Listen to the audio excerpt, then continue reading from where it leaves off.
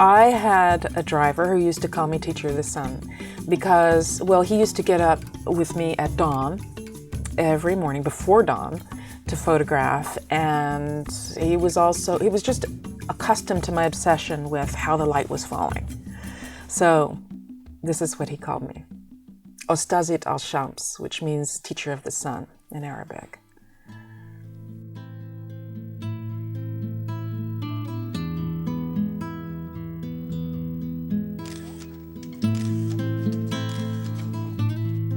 I've been taking pictures since I was a little girl, about really 6.5, 7 years old, and then got a little more serious about it when I was 9 years old.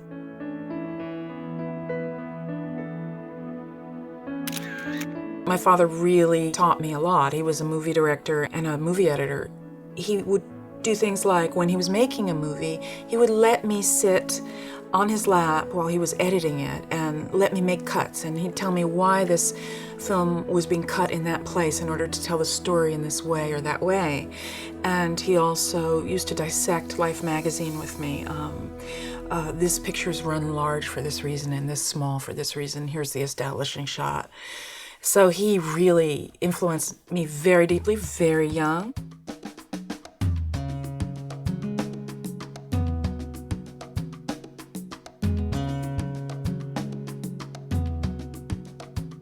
I'm primarily a journalist, but in order to tell the stories I need to tell, in order to touch people, I need to be able to express myself and express the stories I'm seeing in an artistic form.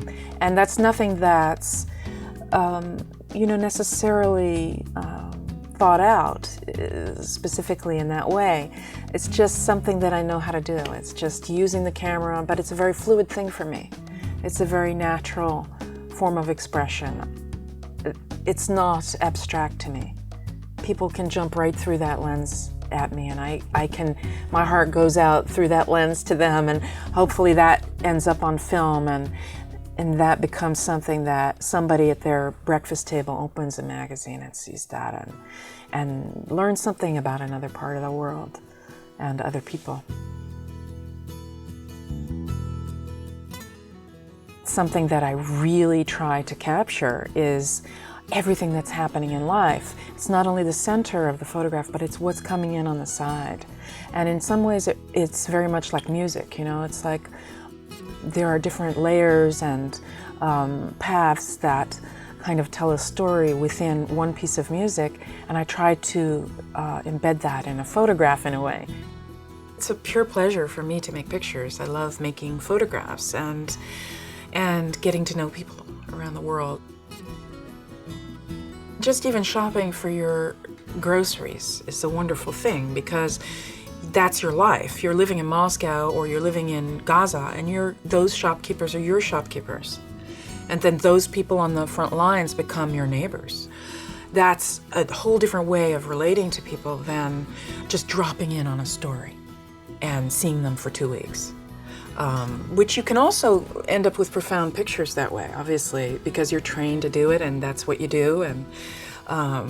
But it adds another personal level to it when you live there.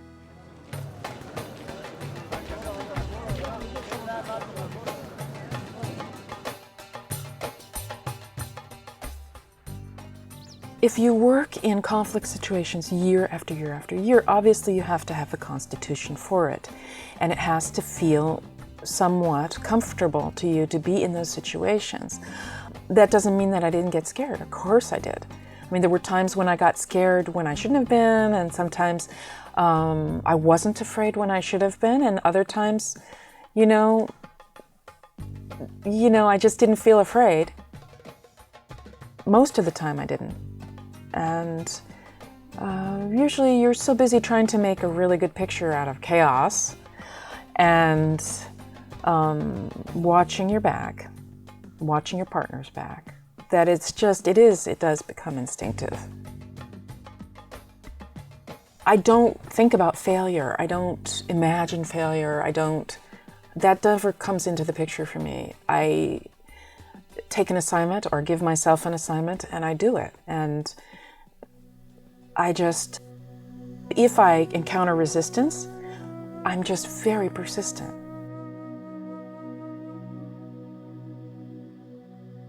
I try to mix up my aesthetics, I try to react to what I'm seeing, whether the situation calls for a portrait or it calls for just being a fly on the wall and letting things unfold. I love to use a wide-angle lens, and I love the complexity of life just as it unfolds. I don't, I'm not that crazy about studio photography and things like that. I like reality.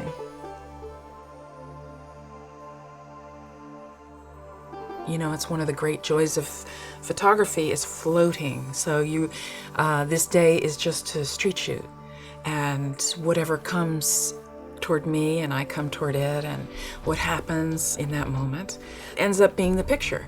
And that's a wonderful thing. It's not planned at all. I had a very, very, very deep commitment to telling stories about people who were struggling for freedom, basically. I felt committed to follow those stories and to capture them, and I think there's a personal satisfaction in being able to make a visually comprehensible document, something that speaks to people in that kind of chaos.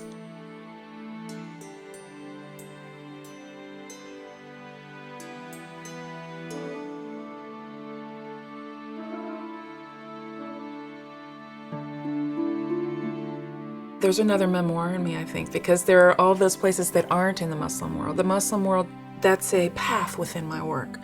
But there are all those other places too, and experiences too, which I want to write about and share with people.